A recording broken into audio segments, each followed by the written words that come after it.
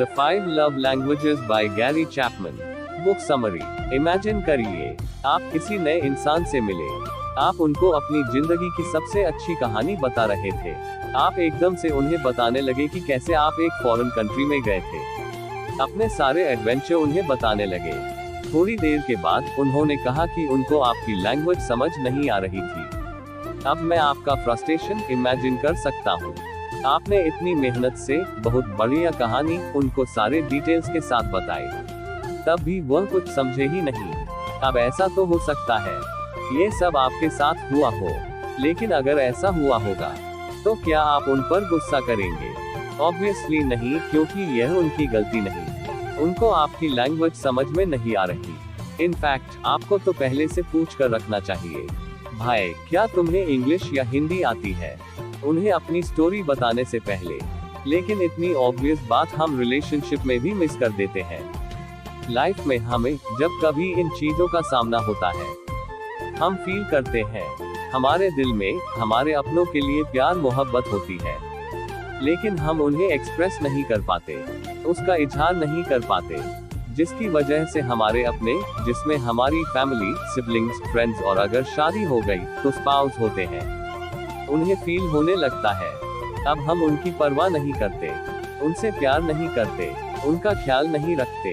दुनिया में हर इंसान चाहता है कि उसे चाहा जाए, उससे प्यार किया जाए, लेकिन हर इंसान के लव फील करने का मेथड डिफरेंट होता है। गैरी चैपमैन, जो कि एक फेमस ऑथर, रिलेशनशिप एक्सपर्ट और मैरिज काउंसलर है, वो अपनी बुक द 5 लव लैंग्वेजेस में इस चीज को एक्सप्लेन करते हैं। गैरी चैपमैन ने अपने सालों के एक्सपीरियंस के बाद इस चीज को ऑब्जर्व किया। बेसिकली 5 फंडामेंटल लव लैंग्वेजेस होती है, जिनके द्वारा लोग लव फील करते हैं। हर इंसान का एक लव टैंक होता है। जब तक वह फिल रहता है, तब तक इंसान इमोशनली और मेंटली स्टेबल रहता है। हमारे रिलेशन में, स्पेशली मैरिज रिलेशन में, हमारे लव टैंक का फिल रहना उतना ही जरूरी होता है जितना कि एक व्हीकल के फ्यूल टैंक का फिल रहना। जब तक टैंक फिल रहेगा, तब तक व्हीकल चलती रहेगी। हमारे मोस्टली रिलेशन इसी वजह से खराब होते हैं, क्योंकि हम अपने नियर वन और डियर वन से उस लैंग्वेज में कम्युनिकेट नहीं कर रहे होते हैं, जिस लैंग्वेज में वह लव को फील करता है, जो उसकी प्राइमरी लव लैंग्वेज है। What is a love tank? कल्पना कीजिए कि आपके अंदर एक छोटा सा बॉडी पार्ट है, जिसे हम लव टैंक का नाम देते हैं। ये लव टैंक बहुत इंटरेस्टिंग चीज है। ये तब भरने लगता है जब कोई आपको रिस्पेक्ट व इम्पोर्टेंस देता है, जब कोई आपकी केयर करता है। जब आपका लव टैंक फिल हो जाता है, तो आप सिक्योर, इम्पोर्टेंट व कॉन्फिडेंट फील करते हो। आप खुश रहने लगते हो। वही जब आपका लव टैंक खाली होने लगता है, तब आपको फ्रस्ट्रेशन व वीकनेस फील होने लगता है। डिवोर्स क्यों होते हैं? इसके ऊपर एक सर्वे किया गया।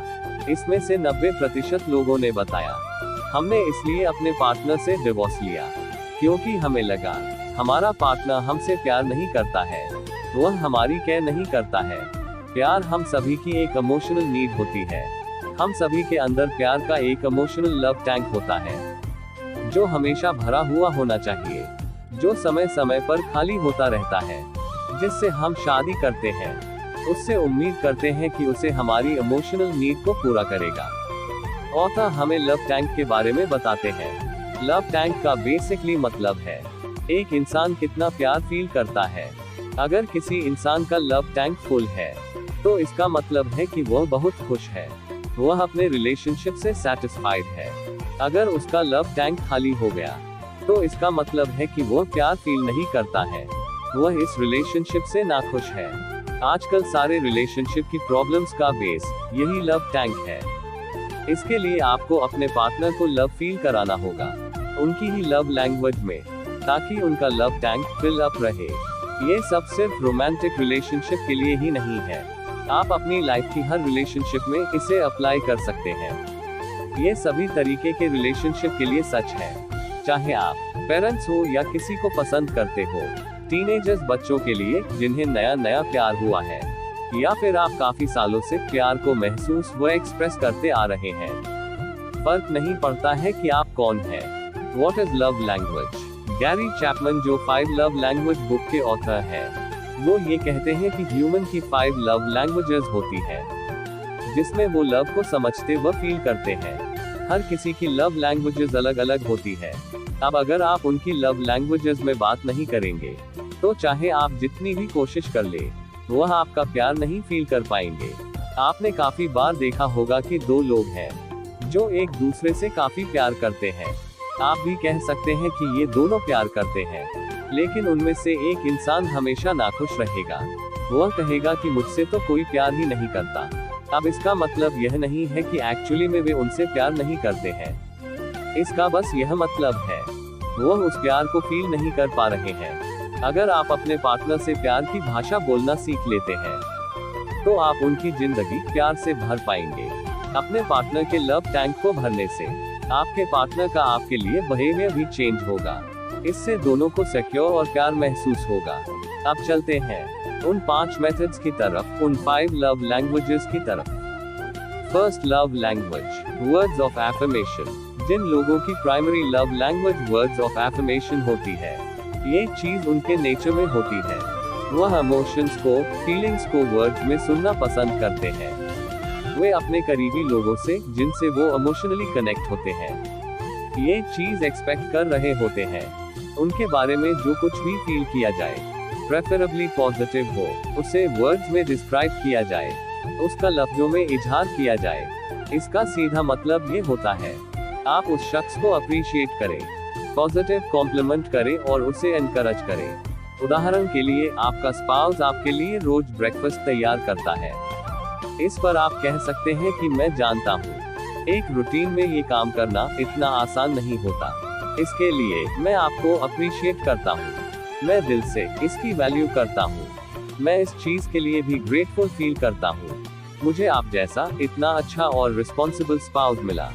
जनरल कॉम्प्लीमेंट में आप ये भी कह सकते हैं, भाई आज तो आप इतने स्ट्रेस में भी बहुत अच्छे लग रहे हो। गैरी चैपमैन के पास एक केस आता है जिसमें एक मैरिड कपल होता है।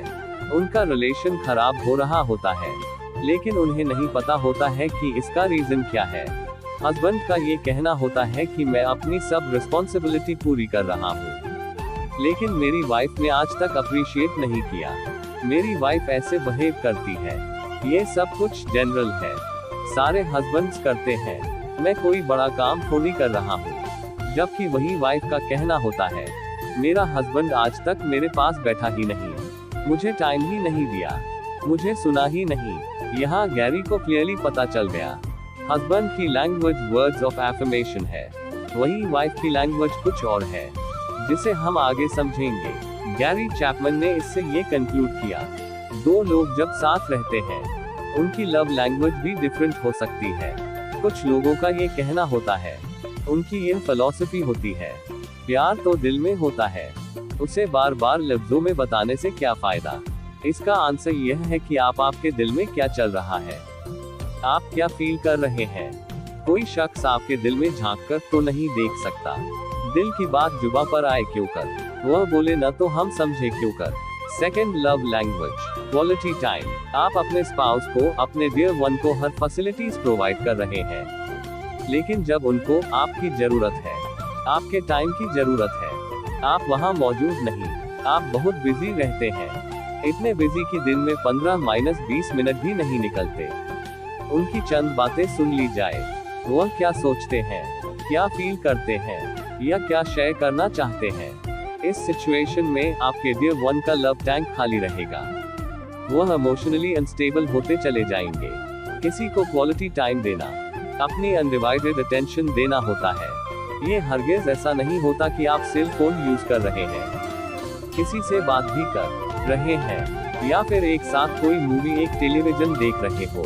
किसी को क्वालिटी टाइम देना हो, चाहे 20 मिनट ही दीजिए, लेकिन फिर फोकस के साथ, बिना किसी रुकावट के। क्वालिटी टाइम स्पेंड करने के ऐसी एक्टिविटीज भी की जा सकती है जिसमें दोनों पार्टिसिपेंट आपस में इंटरेस्टेड हो। एक दूसरे से उनके चाइल्डहुड मेमोरीज के बारे में पूछा जा सकता है। इसके अलावा और भी कई ऐसी एक्टिविटीज जैसे इकट्ठे वॉक करना, कोई इंडोर गेम खेलना। Third love language, receiving gifts. Gary Chapman के पास एक लेडी अपना केस लेकर आई। उसने बताया कि मुझे लगता है मेरे हस्बैंड अब मुझसे प्यार नहीं करते। गैरी के पूछने पर कि अब आपको क्यों ऐसा लगता है, लेडी ने बताया, मेरी शादी के पहले दिनों में मेरे हस्बैंड बहुत सारे गिफ्ट लेकर आया करते थे, लेकिन ग्रेजुअली उन्होंने गिफ्ट देना छोड़ दिया। जब गैरी ने हस्बैंड से पूछा, हस्बैंड का रिप्लाई था, गिफ्ट से कुछ नहीं होता, ये केवल पैसों की बर्बादी है। मैं अपनी वाइफ को गिफ्ट दूंगा, वह इसे रिसीव करेगी, फिर रिसीव करके शोकेस में रख देगी। इसका मुझे तो कोई बेनिफिट नजर नहीं आता। यहाँ लोग ये समझने में गलती कर देते हैं, वैल्यू गिफ्ट की नहीं होती, वैल्यू उस इमोशन की होती है, उस जज्बे की होती है, जिसकी वजह से वो गिफ्ट दिया गया था। गिफ्ट का कॉस्टली होना, एक्सपेंसिव होना जरूरी नहीं होता। गिफ्ट किसी गार्डन को तोड़ा एक फ्लावर हो सकता है, घर में बनाया एक सिंपल कार्ड हो सकता है। ये हम सब जानते हैं कि गिफ्ट देने से, एक्सचेंज करने से मोहब्बत बढ़ती है, रिलेशन अच्छे होते हैं, लेकिन हम भूल जाते हैं। अक्सर लोग ये सोचते हैं कि अब तो शादी हो गई, रिलेशन बन गया, अब क्या जरूरत है ये सब करने की। इस चीज को समझ लीजिए कि आपका पार्टनर, आपका स्पाउस अगर इमोशनली फिट रहेगा, रिफ्रेश रहेगा, इन रिटर्न आप भी इमोशनली फिट रहेंगे, स्टेबल रहेंगे। अगर आपको नहीं पता कि आपके पार्टनर को, आपके डियर वन को क्या गिफ्ट लेना पसंद है, यह आपको गिफ्ट सिलेक्शन में प्रॉब्लम होती है, तो अपना माइंड खुला रखिए। जब भी वह शख्स किसी चीज के बारे में बात करे, मुझे ये चीज पसंद है, आप उसे नोट कर ले, फिर नेक्स्ट टाइम वही चीज प्रेजेंट करें। गिफ्ट वही हो जो आपके डियर वन से रिलेटेड हो। Fourth, love language, acts of service. जो लोग इस लैंग्वेज में लव को फील करते हैं, वह अपने पार्टनर से इस चीज को एक्सपेक्ट करते हैं, उनका पार्टनर उनके साथ कंप्लीटली कोऑपरेट करे। घर के बाहर के जितने काम हैं, जितनी रिस्पॉन्सिबिलिटीज हैं, उन्हें फुलफिल करे। इन लोगों के साथ अगर आप सिर्फ वर्ड्स ऑफ एफर्मेशन का यूज करें, प्रॉपर्ली एक्ट्स ऑफ सर्विस को न करें, तो इन लोगों का कहना होता है, भाई तुम काम तो करते नहीं हो, लफ्जों में सिर्फ कहते हो कि तुम्हें बहुत प्यार है, अपने प्यार को काम करके दिखाओ। Fifth, love language, physical expressions. Physical touch के द्वारा भी हम अपने इमोशंस दिखाते हैं। अपने सोसाइटी और कल्चर के अनुसार डिफरेंट सिचुएशन में हम अलग तरह से फिजिकल टच के द्वारा भी अपने इमोशन दिखाते हैं। उदाहरण के लिए शेक हैंड करना, गले मिलना, हग करना, बड़ों का प्यार से सर पर हाथ फेरना, शाबाशी की थपकी देना। अगर आपका डियर वन नाराज हो या परेशान हो, तो उसके कंधे पर हाथ रखकर ये कहना कि परेशान क्यों होते हो, मैं तुम्हारे साथ हूँ। अगर आपके डियर वन की primary love language physical touch है, तो यह चीज उसके लिए सबसे ज्यादा इम्पोर्टेंस रखती है। फिजिकल टच जेंडर को नजर में रखते हुए इस चीज पर भी डिपेंड करता है कि आपका डियर वन इससे कितना कंफर्टेबल है। उदाहरण के लिए, बड़ों लोगों का छोटे बच्चों पर प्यार दिखाने का तरीका, उनके गाल पर थपकी दी जाए, लेकिन वह इन चीजों को नहीं देखते कि बच्चा इससे कितना कंफर्टेबल है। How to know your primary love language. आपकी प्राइमरी लव लैंग्वेज क्या है? अगर आपको आइडेंटिटी करने में मुश्किल हो रही है, तो ऑथर ने इसके यहाँ 3 मेथड बताए हैं। पहला, वह क्या चीज है जिसको आपका डियर वन नहीं करता है, जिसकी वजह से आप हर्ट फील करते हैं, चांसेस है कि वह आपकी लव लैंग्वेज है। दूसरा, वह क्या चीज है जिसके लिए आपने अपने स्पाउस, अपने डियर वन को करने की बहुत बार रिक्वेस्ट की है। तीसरा, जब किसी के लिए आपके दिल में प्यार होता है, आप उसे एक्सप्रेस करना चाहते हैं, आप किस वे में करते हैं। चांसेस है कि जिस वे में आप एक्सप्रेस करते हैं, वही आपकी भी लव लैंग्वेज है।